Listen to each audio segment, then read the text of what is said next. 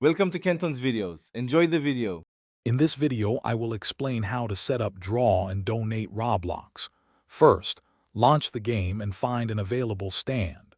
Claiming a stand is crucial for receiving donations. Make sure your Roblox account has two-step verification active for enhanced security. This protects your earnings and personal information. You'll need to link your account to a secure payment method later. Let's get started with the next steps. Now let's get creative. Use the drawing tools provided in the game to make some eye-catching art for your stand.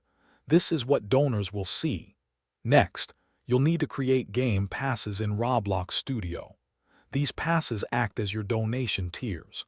Assign different Robux values to each pass, perhaps 10, 50, or 100 Robux to give donors options.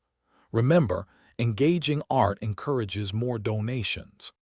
Once your game passes are ready, it's time to link them to your stand in Draw and Donate.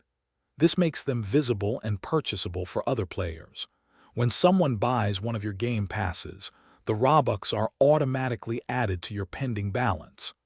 Roblox usually takes a few days to process these earnings, so be patient. You'll see your Robux appear in your account soon. Finally, let's talk about payouts and some helpful tips. Roblox takes a 30% commission on all Game Pass sales, so plan accordingly. To convert your Robux into real money, you'll use the Developer Exchange Program, often called DevX. Remember to engage with your donors and keep your artwork fresh. Regularly updating your stand can significantly increase your chances of receiving more donations. Good luck!